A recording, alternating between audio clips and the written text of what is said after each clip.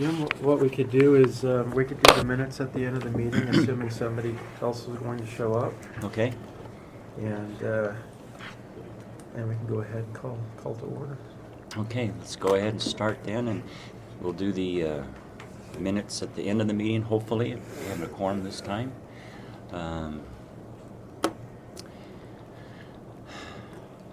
So we'd like to welcome everybody. We've been through introductions before. We need to do introductions again. You know, we've had so many new. It's not a bad idea. Okay. Yeah. Okay. I'll start off. I'm Jim Michaelis. Casey. Casey Shaw. Tschirki. April Nielson, Secretary. LaNae Millet, City Council. Reed Price. I'm the star of the show today. We're waiting. You're always a star, Reed. Presenter. Gary Morley. Gary. I'm back to you. Let's go ahead and introduce. Rick Rick. Sabey. Tell us what you do. Stormwater. Okay. Tyler Payne, I'm the Public Services Division Manager. I took over the vacancy that Reed left when he went to Water Resources. Cody Steggell, I'm the Street Section Manager. Okay. Welcome, everybody. Okay, Chris, we'll turn it over to you then. Okay, thank you. I'd like to do some introductions regarding organization, but you know, we're missing 4 people. So what I think I will do is I'll just send an email with our organizational chart and kind of describe everything that Public Works does. But for Mr. Morley, we have 7 sections in our department. We have stormwater, water, and sewer, which we call water reclamation. Those are 3 heavily regulated industries and utilities that Reed manages. And then in our public services division, we Do you have. want me to pull up an org chart, Chris? Okay. If you don't, it'll take me a second to find it, but Yeah. No, it's okay. okay. I'll send it out to everyone else and kind of with a narrative on it, what everyone does. And then our public services division that Tyler's over, we have parks, which is actually divided into urban forestry, and then the main group is the parks group that takes care of all of the parks. And then we also have volunteers and a volunteer group, and then cemetery is under our park section. And then we have our fleet section, which has 6 employees that manage all of our fleet and take care of our fleet, which includes not just the rolling stock, but also anything that has a motor. So string mowers or trimmers, and then mowers, gang mowers. Our most expensive mowers that we have, you know, they're like $85,000 pieces of equipment. They have the wings on them, and they come up and they go down. Those are called the gang mowers. But that's our parks group. And then we also have traffic operations, which manages all of our traffic. And ITS, Intelligent Transportation Systems. They manage all of our signals and fiber optics that interconnect all of the signals. They manage our street lights, our pavement markings to make sure that they're updated and so forth, and all of our signs. And I'm missing somebody. I always do this. Traffic. Sorry, streets. I just did traffic. Streets. And they manage all of our concrete, hard surfaces, and asphalt, all of our streets. And they kind of head up our snow removal team, our snow and ice team every year as well. That group that section as well as stormwater sections, because they're outfitted with the blades on the dump trucks and the sanders and the sander racks, and they manage all of that and those resources. So they do an excellent job. But I will send an org chart with kind of a description of everything out to everybody between now and the next meeting. Today we're going to be talking about water and our water conservation plan. And every 5 years we have to, in accordance with state law, we have to update a water conservation plan. The state has required this every 5 years since the 90s. and when it started up. And so with that introduction, then actually we could take a vote regarding our minutes as well. Oh, okay, Oh, good. good. We just finished introductions, since most of us are pretty new, and we introduced a lot of the organizational chart and information regarding this, what Public Works does. And I'm going to be sending that out to you, so you have that for your background and information. But maybe we could wrap up with each of you to introduce yourselves before we start. Brent Tobler. I apologize I'm late. Thank you. Hi, I'm Robert Moore.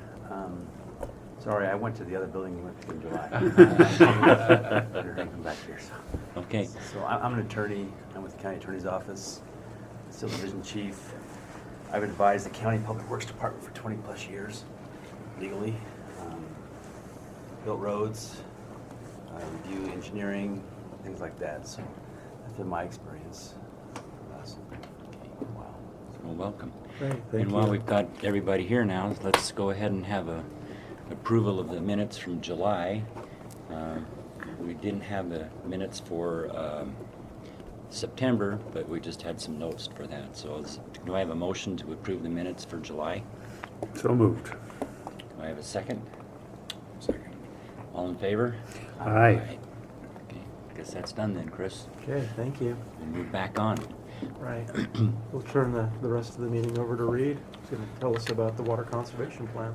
So as Chris said, the state requires that we update our water conservation plan every 5 years. When Neil Winterton, my predecessor, left, he said, "Oh, Reed, by the way, you got to get this water conservation plan updated by July 1st. The state requires that we take the plan and submit it to them. They review it and check to make sure that it complies with state code, and offer some suggestions of what we could do to update that. And I take their suggestions, incorporate it into the document, and then present it to the city council, because we need them to adopt it. It needs to be a plan that they're aware of, that they endorse, and that they support, because it's basically a statement to the community of these are the efforts that Orem City is going to undertake in order to conserve water and make sure that we have a long-term supply well into the future. Well, as our last meeting was in September, and I didn't quite have this done to present to this group, so we have to have it adopted or presented, approved by the city council by the end of the year. And the number of meetings that they were holding between October and December made it tough to have this group meet and have a formal presentation to you. So you'll recall that I sent this plan out to the Public Works Advisory Group, to you, and said, hey, if you don't mind, have a look at this, let me know what you think. And I appreciate the responses that I got from you. But I still wanted to present this to you so that you were aware of the issues that we work on here at Public Works. So the presentation that I'll be giving today is the same one that I gave to the City Council in a work session. A work session is where the City Council comes and we get to present plans that we have, or even ordinances that we feel that they should consider.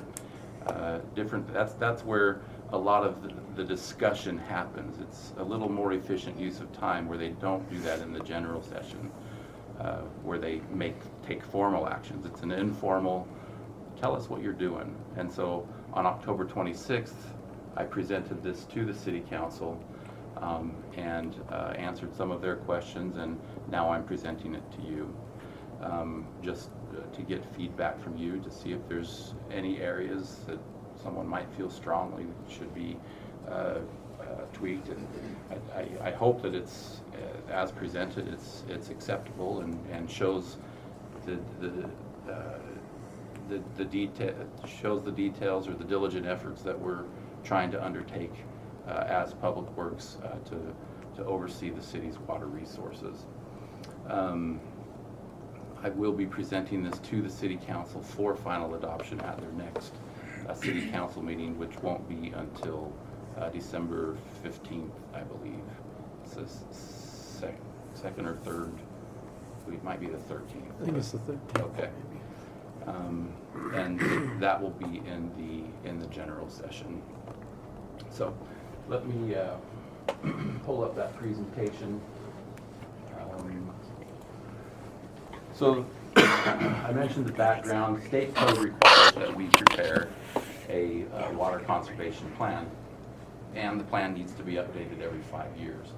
We, as I said, presented this to the Division of Water Resources, who reviewed it and offered some comments of how it could, of things that we can make better, and overall, there were relatively few comments that needed to be incorporated, so we just we moved forward. I should just view this.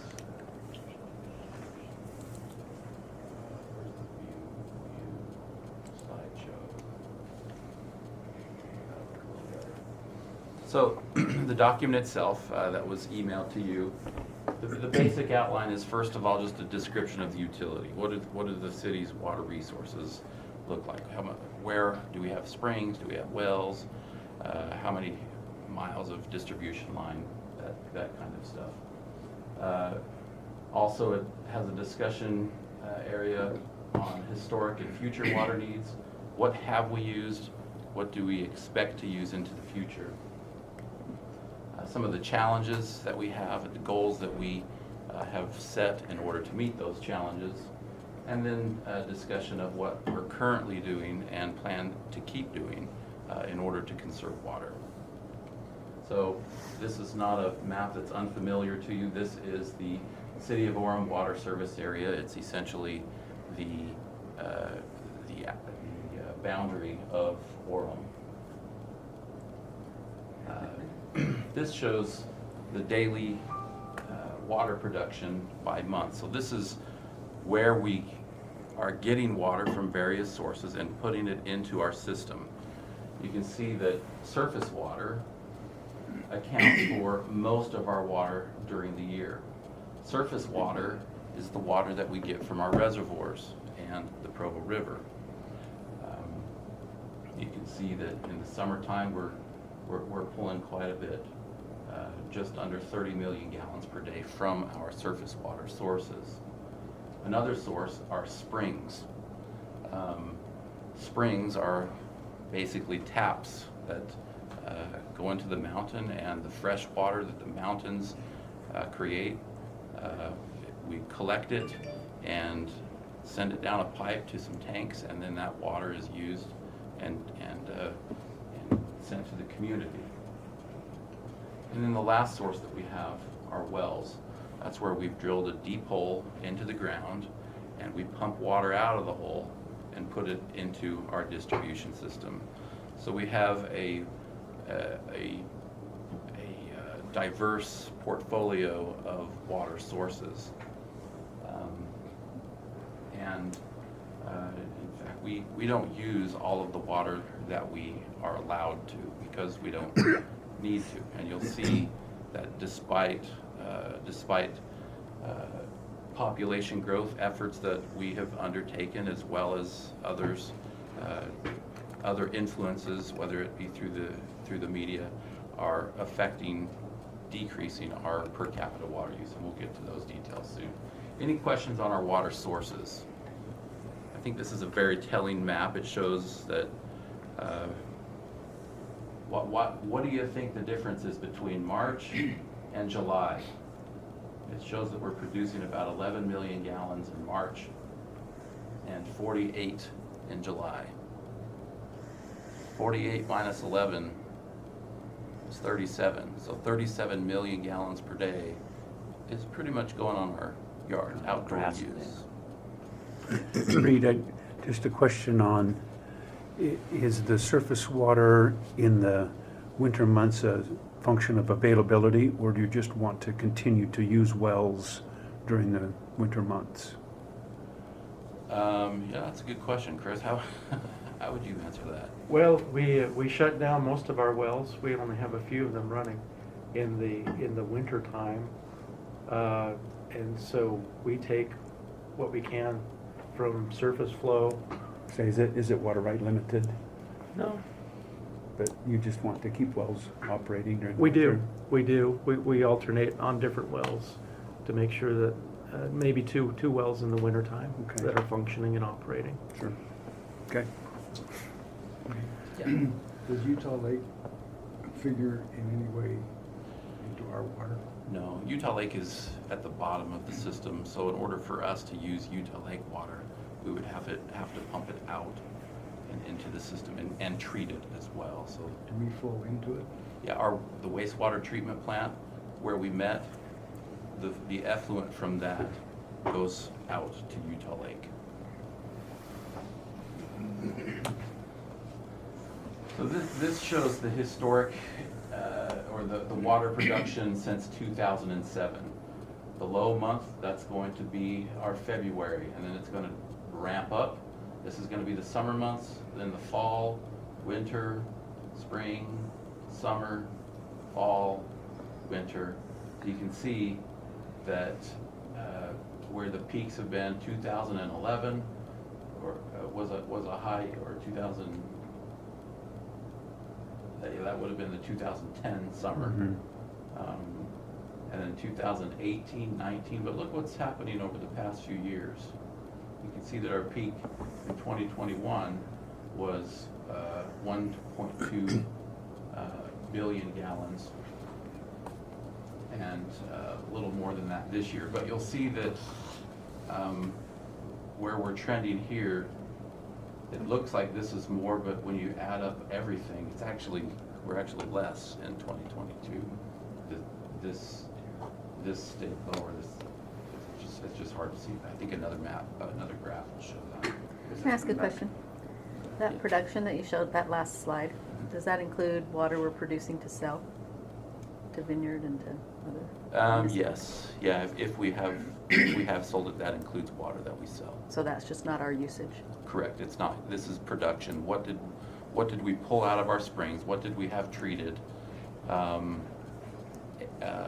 And what did we pull out of our wells? So do you see a trend because of the increase in population in Vineyard, as far as our needing to produce more to sustain them?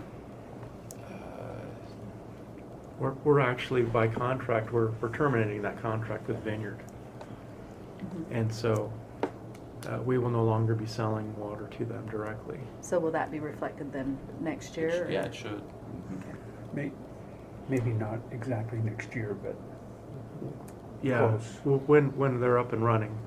Yeah, I'm not sure exactly what their status is on their tank and their transmission lines that they're installing right now, but And where are they getting their water? Central Utah Water. Casey's pretty generous. Wonderful. Yeah. Has that been mapped against weather trends? Is there any? It's interesting because I think 2022 was a very hot summer, and yet it's lower than it was in the previous years. So. Yeah, we could do that. I don't have that readily available, but yeah, we are aware. We look at the data. If we were to look at 2022, in fact, we'll get to it. You'll see areas where it dips down, and you're like, oh, there was a rainstorm right there. If we zoom in on that data by year, so it is evident that, okay, we had a rainstorm right prior to this, and people cut back. You know, what's interesting regarding that, though, is that in that year we had 2 or 3 proclamations or declarations from the governor to conserve, and it was pretty intense drought conditions that we were experiencing. Even in June, we had several days over 100 degrees, but our June production was our highest production. Around 44 million gallons a day was our peak, and typically, historically, it's well over 50. It's 50 to 60, and so it doesn't correlate. What we've learned is that human behavior will drive the use down, and they're adhering to the principles of, well, if we have less water perhaps to use, and we need to conserve, we need to do what's right. And so we noticed about an 18% reduction in that year where it was one of the hottest years we've had in a long time. And so people stepped up and willingly stepped up. We didn't tell them to, that it was a requirement. We didn't regulate them and force them to do it, but they willingly stepped up and conserved, and it was quite impressive. And it's bled into this year as well. Our production is down quite a bit not from last year, but over the last 2 years.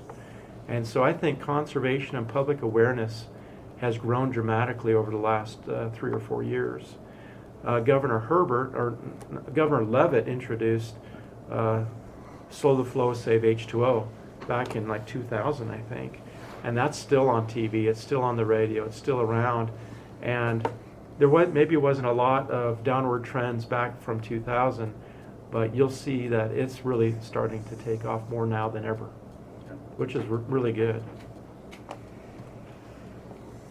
This is just an interesting little stat showing the different types of water meters that we have. As you can see, 3/4 inch make up most of our residential connections. So we've got 8,606 3/4 inch meters. There are also quite a few residences that want 1-inch meters. They have 3,000. We have 3,639, but it ranges all the way up to 12-inch meters for a total of 23,530 water connections. Those car washes? The car washes, you mean the 12-inch ones? Yeah. I think it's going to have to be a bigger service. Is that tidy? Car washes, typically, we've even got some of the smaller car washes at gas stations are a 1-inch meter. The biggest we have out there for a car wash is a 2-inch. The two 12-inch meters there are actually a loop that feeds the University Place Mall. They've got a number of other service connections that come off of that. It loops through and around the parking structure, the covered parking there on the east side by Trader Joe's. There's a meter going into the park and a meter north of the parking lot that feed that loop, and that's what those two are for. And I'm guessing we charge more for those, the bigger, Quite a bit. the more you go up 3/4 to 1 to take. Yeah. Oh, yeah. Yeah, everything's scaled with size of the With base size, rates. okay. Okay, this shows a quick snapshot of what our 10-year history of our water consumption is. Water consumption is how much do residents use on average per person per day. And you can see that back in 2012 we were over 290 gallons per person per day. And you can see that it went down, it kind of zigzags around, but over the past 2 years it's gone down significantly. Reed, Yeah. so this is a point of concern for me, because is the water consumption just simply the water meter, or is it the water meter less what is discharged to Utah Lake? Because consumption would have to include return to the system and not just diversion. Yeah, true. This would be diversion, I guess. Yeah, because I would guess that if you did on a water consumption, you would be somewhere around 120, 130 gallons per capita day. Our AMI effort's going to help us really hone in on that. Yeah, and during the winter months, obviously, that's Yeah. something you can look at. But to me, I think Orem does a lot better than you're giving yourself credit for, because 210 is, I think you do much better than that. Yeah. Were you about to say something, Chris? Well, no, I was just going to say this. So indoor water use is probably down around 75 or 80, Mm-hmm. and which is good. In Phoenix area, it's maybe around 60. So we're getting better for the indoor use. But what this is reflective of is all other types of uses, industry, manufacturing, not Right. just residential, but citywide. And this is not a debate, but it is a topic of discussion among the state leaders. How do we correctly represent our per capita values? Different states do it differently. Some might use maybe just the 3/4 inch meters, which are just the residential. And then that eliminates, and that will provide really good data. On the previous graphic, it showed we had over 18,000 meters out of 23,000 were just for the residential. So if you want to see what people are doing on a residential basis, that's a good description. This is accurate in the form of how we've done it. We've done it consistently and looked at all of the water that's been produced over the last, 20 years, and we've divided it by the population in Orem. As you also know, there are consumers that come and go every day of water in the city that aren't residents of the city. It's people coming in and using some of, restaurants and other industries and so forth. So is it good to see the trend? Yes. Is it 100% accurate? I would say that it's not, but it gives a really good idea of how we're trending. Yeah, and I agree in that I don't think you should change your trend because your conservation plan is based on this. Yes. But that's really not the water consumed by Orem. As we get better data with AMI. AMI, Yeah. we will modify this and say, hey, this is what we were, now we're going to start trending this line. What's Because AMI? it's going I to. was just gonna ask that. Yeah. too. Yeah. It's automatic metering infrastructure. Oh, okay. That's the effort that the city has to go around and replace everyone's meter with a little radio read function where you can pull up your water consumption on your phone. We will be able to know what everyone's using throughout the city on a daily basis if we want, for billing purposes, but it also empowers the community to adjust their water use and see if they have leaks, things like that. But it'll really, we'll be able to know what indoor water use is and not guess what it is based on what they used in the winter as we currently do. So we'll really be able to zero in on this. But this is the easiest way that we can show efforts to conserve. It's still accurate, it shows trends, Yeah. but you're right, we probably are doing better than this when it comes to consumption. We've talked about this and what to do and how to represent this in the future. I think this plan is going to be the last one that you're going to see this type of a graphic. We could still show it for historic purposes and comparison purposes, but what I would like to do is I would like to break it down by class or meter class and size, saying that suggests that the 3/4 inch is this, all the way up to the 12. There can be a lot more wild fluctuations on the 12 inch than what you'll see on the 3/4 inch where it's honed in on a home. And we'll be able to look at also indoor versus outdoor usage in the summertime. So we're going to be able to dial in a lot more because it's smart metering technology. You'll also be able to have this at your fingertips on your phone. There'll be an app available, a Water Smart app. Well, you'll be able to monitor your own indoor usage or outdoor usage. You'll also be able to. It'll also give you an alert if you have a leak. Mm-hmm. For example, in the middle of the night, I had, and I think Reed, you did too. We were testing different AMI technologies, and it alerted me that I had a leak, and I'm like, well, that's impossible. Where could I have a leak? But I did. I had 2 leaking flapper valves in my toilets. And the flapper valve is what seats the water down in your tank, and it could have a slow leak. Well, the slow leak that I had, because it was getting down underneath that flapper valve, was to the tune of around 6,000 gallons a month. In the wintertime, I should be using around maybe 6, 7, 8,000 total, and my reads were up over 12,000. So not only did that, I had to spend money on that water that I was wasting and not conserving, but also that counted against me. It double dinged me in the subsequent year for my sewer usage, because that water was going and I had to be treated still, even though I was wasting it, and I had to pay for it on two levels, water and sewer production. And the exact same thing happened to me, Chris. Yeah. I didn't have a leak until it alerted me. Okay. And so if we're a small sample group, think about how that affects, 23,000 customers that are out Meters, there. yeah. Meters. So we're looking forward to this. It'll help to drive some of the bills down a little bit. More importantly, it will help with water conservation efforts, because you can set your threshold on what you think it needs to be. There'll be educational tips and tools on that to help you know where to set that. But that's for another meeting. And we are at about Do we have an update on where we are on the meters? I know we're kind of Yeah, digressing a little We bit. have about 5,000 left. So out of the 23,000, we have 5,000 more to go. Our goal was to have it done by the end of this year. Weather and breaks are slowing us down. Yeah. So we hope to have it functional for most of the city this coming spring, Yeah. next summer. So should I know if you've changed mine out?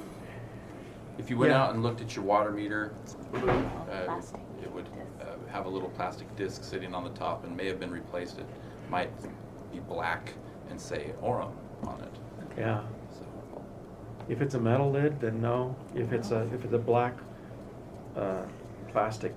But even though we've switched it, it's not functional yet. So Oh, okay. so You wait till they're all done and then Yeah. you turn them on. yeah, and we'll keep you updated. This really is a tremendous effort by Public Works, and I really, praise Public Works because this will give you a tremendous opportunity to monitor water and educate customers. It's Yeah. a great conservation tool. It really is a great thing. So can I ask the dumb question? The surface water, if we don't use it, what happens to it? I mean, I know what happens, but I mean, tell me how do you know what I'm saying?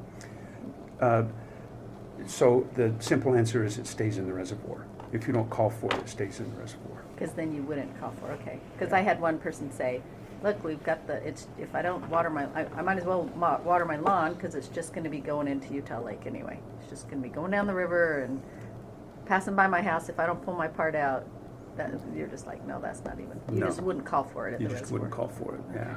There- And it carries over from year to year. There are other sources that we have, natural flows of Provo River, and in that case, they're correct that it would just continue down. That's the water that we like to rent.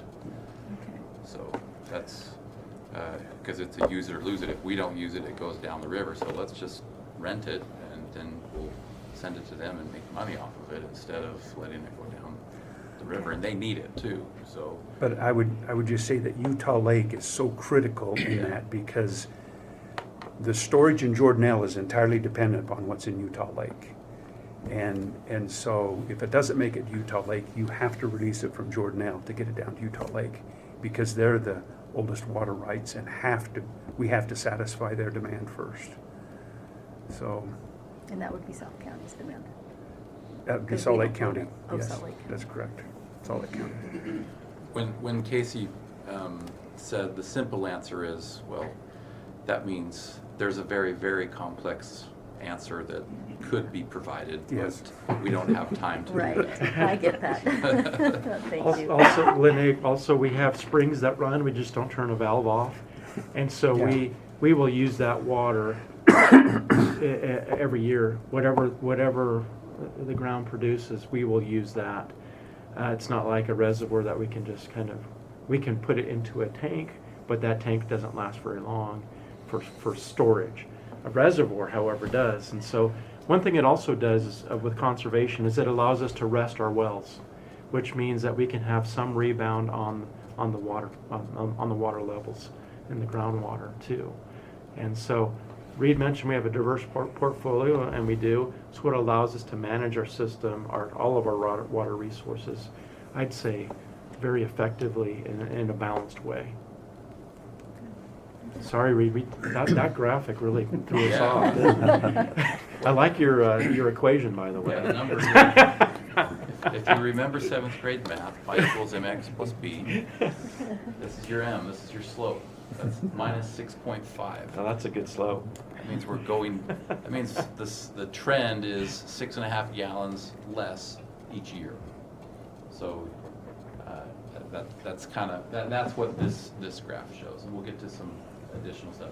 Well, let's look at the water production that we had in 2020 and 2021. You remember this chart here, where you see 2020 is the third peak from the left. So that's 2020. And then 2021 is here. You can see that we went from 9.2 billion gallons that year to 7.7, or we dropped 15.8%.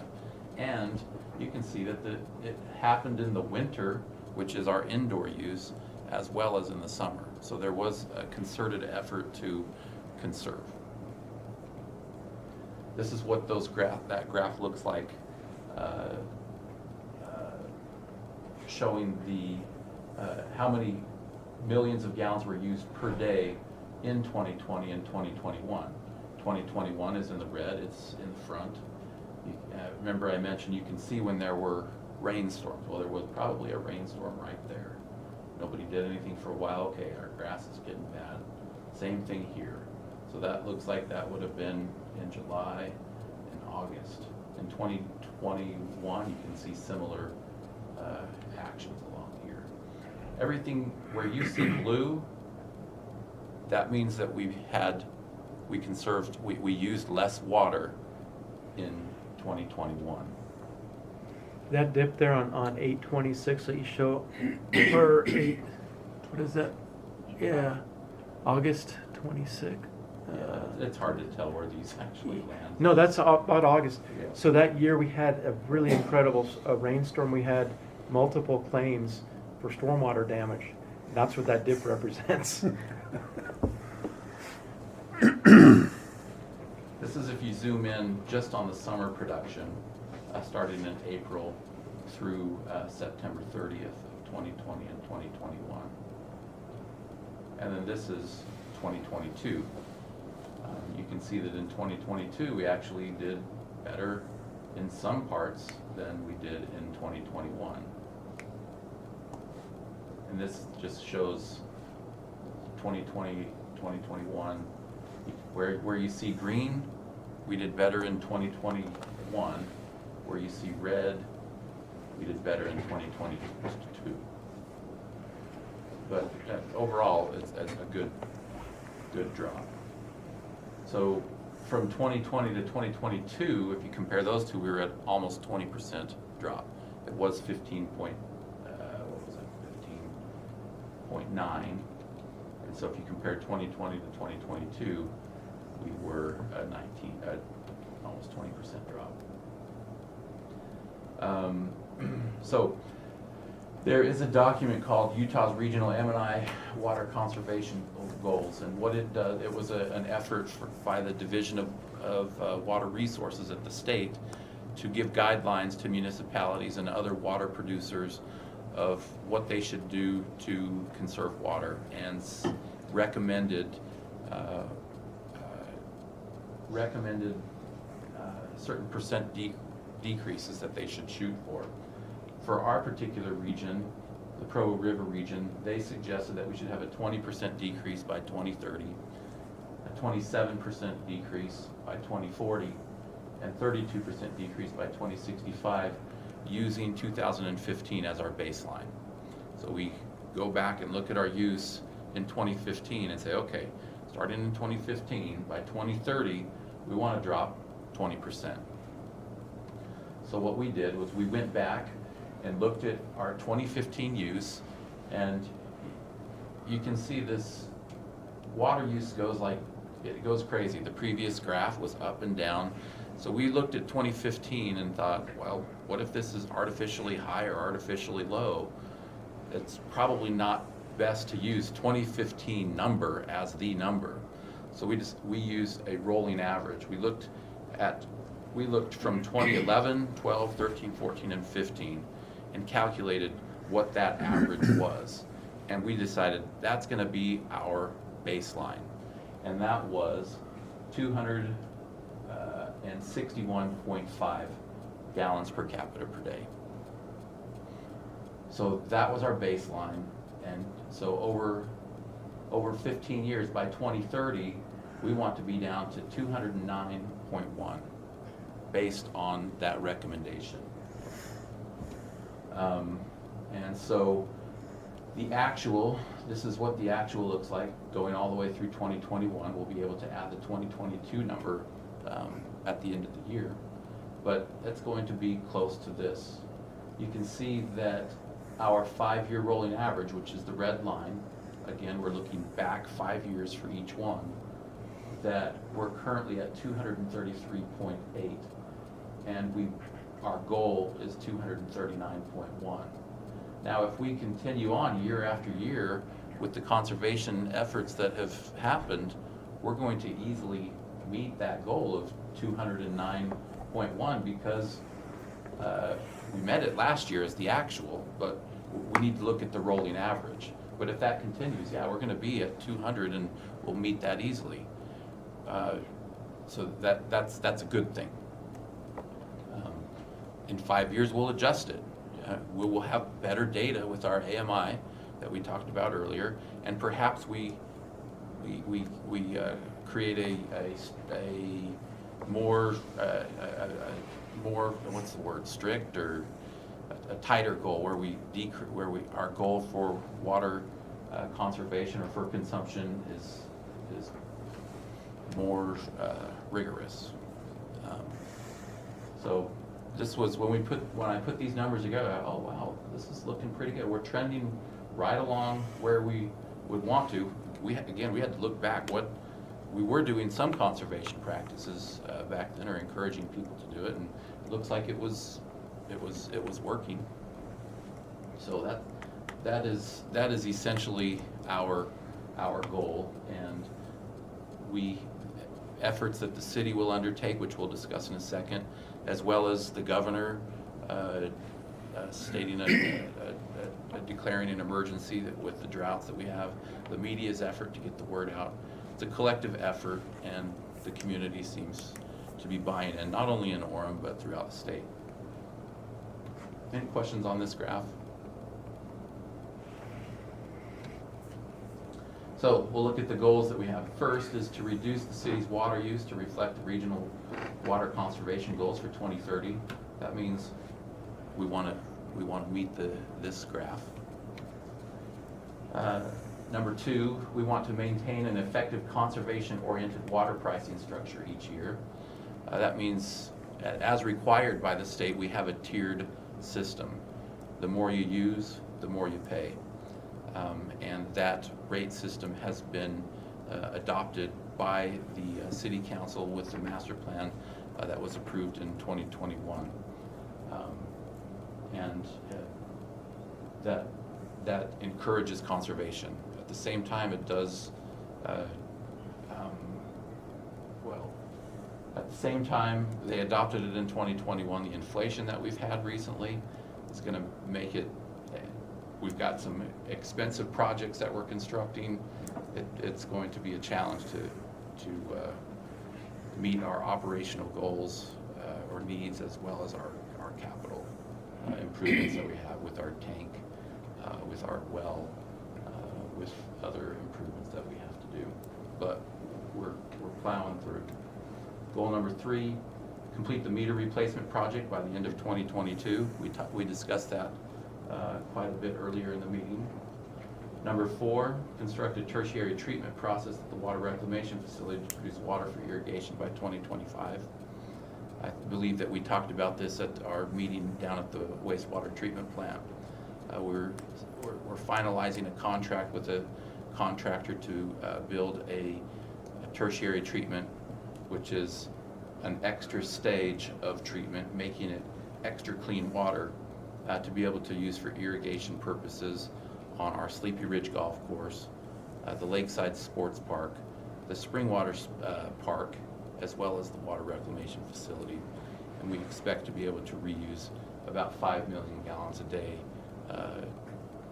in irrigation. By reusing it, we get to leave it in the ground or in our storage reservoirs for use later. So this will help us to conserve water by basically using it twice. What's your estimated cost of that project? $20 million. Well, let me back up. 3 years ago, it was $9 million. The So- estimated cost was $9 million. Yeah. The actual cost is $21 million. Yeah. So And rising. we And had- rising.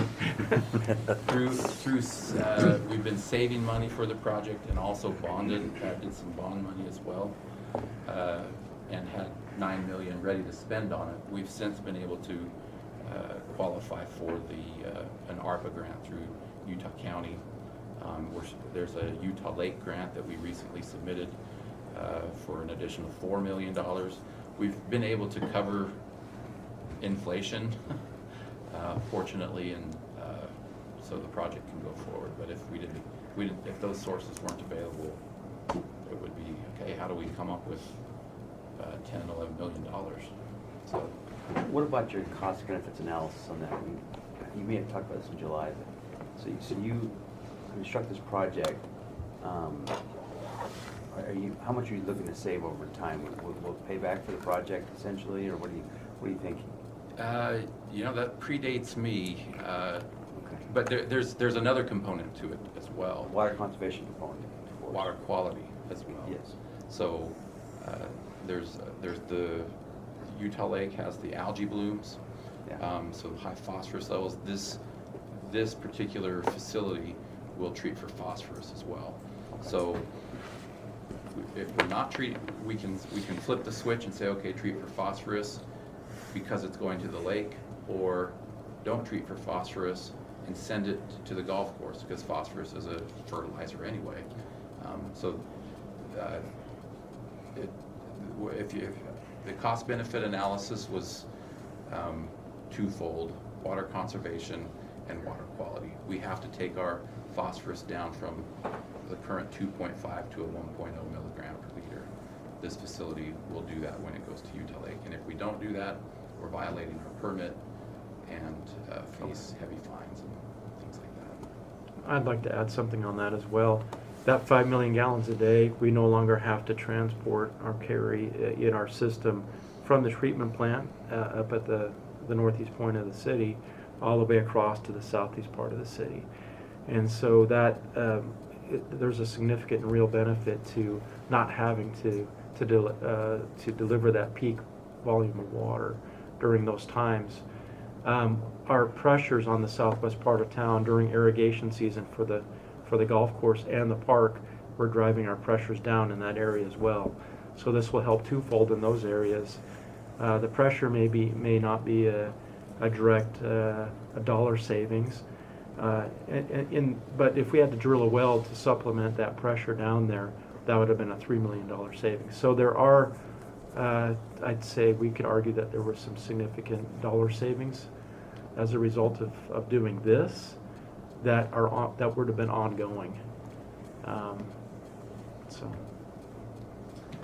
Next goal is to continue our education efforts to the public regarding water conservation. We've got inserts in our utility bills as well as the city newsletter, which is emailed out monthly. Efforts to be at Summerfest, I should say Orem Summerfest, and to have a booth there and educate the public. There's efforts to get into elementary schools and teach them as well. Then we're also in the process of replacing our automatic sprinkler controllers on all city-owned properties to newer technology where they'll be able to control them from their phones. They'll be tied into weather stations so that they know, oh, it rained, we don't need to water our city parks, which will be a considerable water-saving effort as well. Also, so on that, we're working with Central Utah Water through their conservation manager, Rick Malloy, and we're receiving matching dollars for that. And so it's a teamed effort. The Central Utah Water Conservancy District does offer rebates also for residential, for each of us, for residential consumers who would like to upgrade their systems. I've done that myself, and I think it's $100, up to $100 that you I think can it's receive. 75 now. Is it? Yeah, they're getting cheap. It was on us. 75, and you have to make sure you send your receipt in within 6 months, or You do. don't get it. Yeah. Because I missed it. But really? Yes. 6 months? Uh, Oh, Yeah. you need to submit I've that. been a little busy the last few months. Yeah. Got a new thing going on in my life right now. If you talk to me, I can fix that for you. Thank you. I'm so glad I came to this 7 a.m. meeting. It's not what you know. Could I just make a couple of comments on Yes, this? yeah. On number 6. Yep. I mean, one of the things we really like is when we do those automatic sprinkler controllers, we like to partner with those entities. And we've done that with the LDS Church on a number of churches And there's been over a 30% decrease in water usage Yeah. just because of the controller. But what it is you have to have a controller and someone responsible to respond to the alerts and to make certain it's taken care of. It's not just, I'll take the old one out, put this new one in. Yeah. I would also just suggest that you may want to consider passing a city ordinance for all new development that requires local scaping. What'd you say? Requires local local scaping. So Oh. you've got Southwest Orem that's new development. We found that a local scaped house will use a third of the amount of outdoor water than a normal home does. And so we've been successful in getting that passed in Alpine, in Highland, in Eagle Mountain, Saratoga Springs, for new development. It doesn't require existing homes to do that. And define local scaping. So it's a water-wise landscaping where instead of having just grass, you have some really nice landscaping that is drought resistant. You can have up to 30% of grass in your front yard. If you go on our website, you'll see some examples. It's a very popular. So I had a neighbor once who did like turtle grass or something like that. That was, are there varieties of grass that are? Oh, yeah.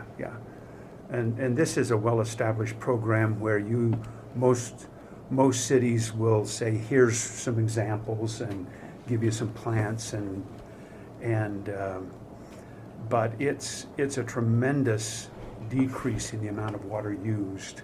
And so you may want to consider working with the city council, making that a goal to look at water-wise landscaping for new developments. Orem City does have some pretty good information in there as far as water-wise landscaping.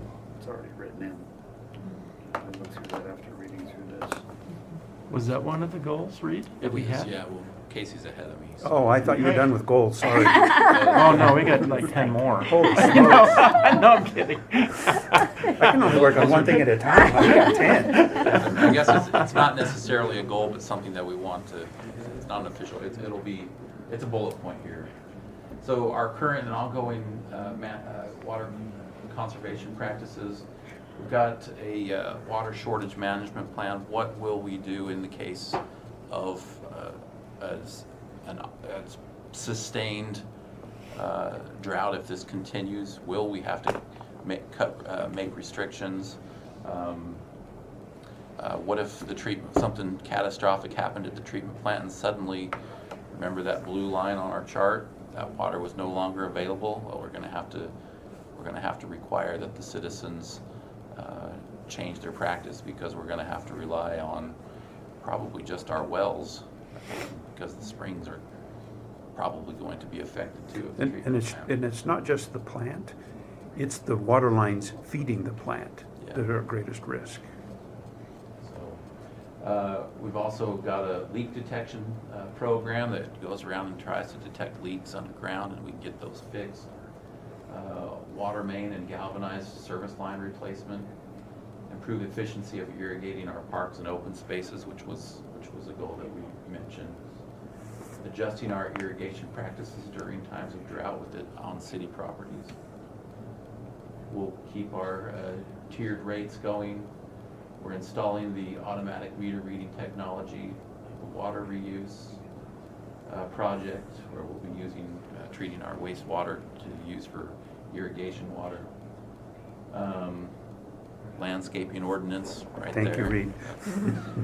We do have a xeriscaping plan right now, so that's another term for local scape, I Well, yeah, suppose. no, it's not. Xeriscaping is way different than So, local scapes. Local, yeah. Xeriscaping is rocks. Xeriscaping is Asphalt using works. native types of vegetation. Yeah, it's much nicer. Local The scape local looks scaping is nice. much nicer. Yeah. Yeah. We do have an ordinance in place, but I agree that we should probably require that for new developments, though. And that's something we should bring to the council's attention. And then, of course, public education, continuing to reach out to the public and tell them what they can do to conserve. So can I just ask something? Because, you know, a few years ago, a decade ago, it was all about green space, open space. So how are we fulfilling that, so we're not the concrete jungle? So functional turf is different than non-functional turf. And with functional turf, we want you to do things like your sprinkler controller and good irrigation practices. Non-functional turf is where most of the water is applied on landscaping. The only time you get on that turf is when you mow the lawn. And so we're trying to educate communities to say, you can do a better job of non-functional turf. So Reed, on that 2030 plan that we have to meet, what happens if we don't meet it? What happens if we have a reverse trend and we don't meet that?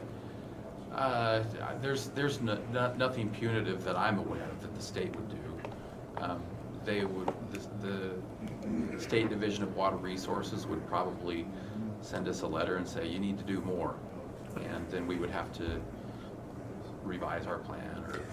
So, but let me follow up with that, Reed, that our contract with all of our cities requires the conservation plan, because the water we supply to these cities is part of a federal project. If we don't meet the conservation plan, there's a financial penalty, significant financial penalty to us, that we would have to then pass along to the cities.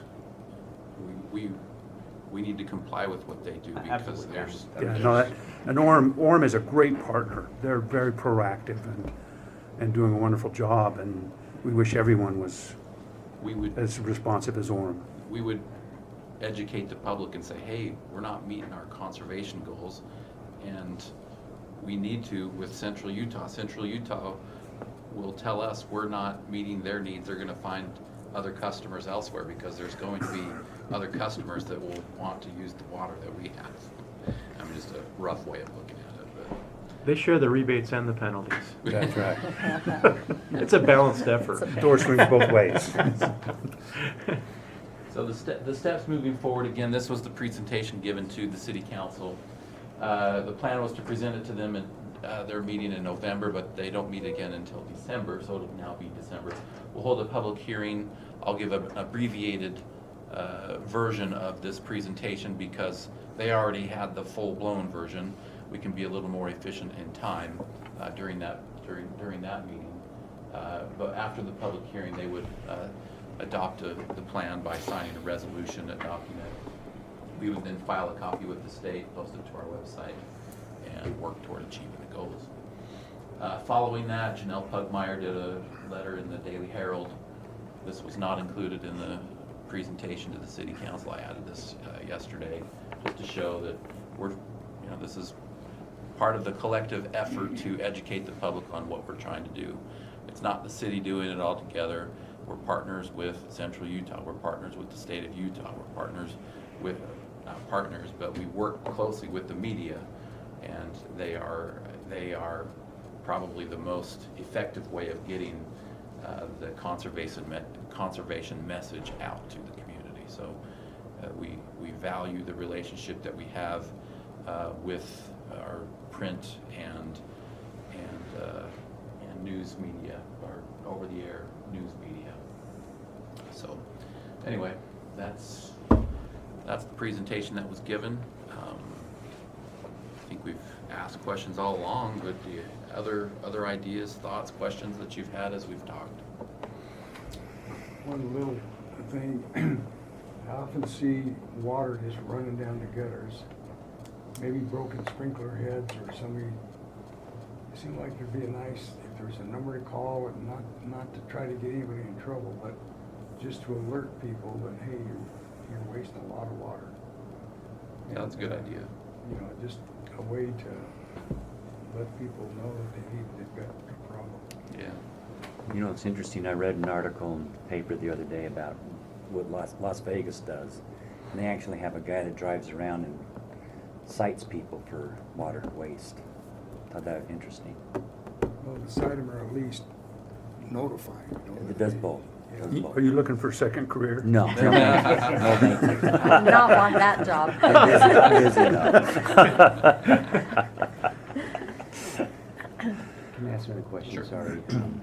So, I'm assuming you're aware of the litigation that's been ongoing since the 80s related to water rights, Utah County. It's kind of moved forward a little bit in the last 2 years. They actually, the court required a special master to be hired. It was hired. I know they're looking at Hobble Creek Canyon first. Provo Canyon's gonna be number 2 on the list they're looking at. And so I'm wondering if you guys have looked at that at all. And You're talking about adjudication? yeah, Yeah, we've gone through the process. So you're already down through the process. And Vineyard has. Yeah. Good, very good. Yeah. I didn't realize you already went through the process. So. Yep, So you're all resolved out. I believe so. Okay. Yeah. Excellent. That's good news. Yeah. And it's a big deal. Oh yeah. it's a Because the big state deal. will come down and if you haven't been using your water for the last Take it 7 away. years, then they Reduce it. will give you a haircut, reduce it. I can't get any haircuts, but Not anymore. I used to have haircuts. I have a deep well in my backyard, and they came, and I built my home on it, but the well's still there. I built a deck on top of it, but it's still there. They came to look to see if I was using it. They couldn't see it, so they got a letter saying, you're not using your well, so we're taking your water right. I said, no, I've got my well. And they said, well, where is it? I said, it's under my deck. They had to come back out, look, see that it was there and hooked up. And they said, okay. But they said, you've got a home here now. It used to water a garden. Well, it was the purpose, a large garden. Yeah. And so they cut it back. So yeah, I wasn't able to use the full share for what it was intended, so they cut it back. So that's the adjudication process where they're going to everyone saying, all right, you've got a water right, prove that you're using it, and if you can, you get to keep it. But if you don't, we're gonna take it. So that's. How bad we was don't- your cut? I 50? never got the official word. I just knew that it was going to get cut. So it was. I'm just yeah. glad to hear that you guys can resolve through that because DWR came down, the water rights came down and did a presentation to the county commission about 2 years ago, and they were talking about what that's going to look like countywide. There was some, gnashing of teeth, put it that way. Yeah, it's a significant effort. Okay, well, you guys have been a good group to talk to Great this job. morning. So. That's good. Yeah, Very well great done, job, Reed. Reed. Good Thanks. job. Good job. If you have any additional feedback, please email us. You're invited, of course, to come to the council meeting. We'll give a very brief presentation. Any endorsement from anyone here would be welcomed, of course. We can at least say that we've met with you and we've had a great discussion. And LaNae, as a council member, then can also suggest that we met and we had, I think, a pretty good discussion. So, Yeah, absolutely. Good. In the future, we plan to continue to have presentations from our different sections to help you learn more about what Public Works does. So we had the water reclamation one. Rick Sabey did the one on stormwater back in September. So I know Cody's itching to do one for streets. But there's a lot we do here, and what's day to day to us is fascinating to the community once they actually, oh wow, I didn't realize. So. You don't have a boring job, Reed? Is that what you're saying? Good. And having a daughter who is in Peru right now, I truly, truly appreciate what we have. She will really appreciate when Yeah. she comes home a lot more of what we have here. Though she mentioned some differences. she'd be a great spokesperson for us when she gets back. Yes. Oh. You guys don't know how good you have don't know how good you it. have it. We do have, Reed mentioned that we're going to go with presenting other sections and what challenges that they have. We might have to go back to water reclamation right away because we just completed a draft of our water reclamation facility master plan, a capital facility plan. And we just received this about 10 days ago, I suppose. And we're just in the middle of diving into it. The results came back and they're a lot higher than what I had anticipated. And it's looking like about a $140 million project. And it's not insignificant, and it will require discussion with everyone here and presentations we'll have in the near future. So, can't wait. Thank you all very much. And again, we appreciate your feedback and your support. So, Any other business, Chris? just what we just mentioned, at a future meeting, I think we'll probably be going over that water reclamation facility plan. You'll be receiving an email of that draft. I encourage you to go into that as much as you'd like, and we'll be presenting on that before we take it to the council. We'll be reviewing that with you as a committee. In our next meeting? I think we'll skip December, if everyone's Going okay to with January? that. It's generally pretty hard. Yeah, so January, third week, December, or excuse me, January, Okay. third Tuesday. That's the 17th, that's the day after. That's not a good day. But the 10th. Do the We, second. we could do the 10th. Yeah. Okay. Should we shoot for the 10th of January? Sure. Okay. In San Diego, or are we doing it here? Is there a conference? There could be. There could be. Could be, set it up. You It know, may we have change. we have Zoom, so you know we can accommodate. Oh, man. Good. All right. If there's no other business, do I have a motion to adjourn? So moved. Second? Second. In favor? Aye. Aye. Okay, we're adjourned. Thank you very much. Just a reminder, there's some snacks back there. If Let's you have want a some. carb-filled breakfast, this is your place. Carbon sugar. Sugar.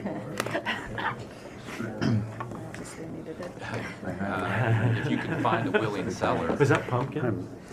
I'm doing everything I can to get there as fast as possible.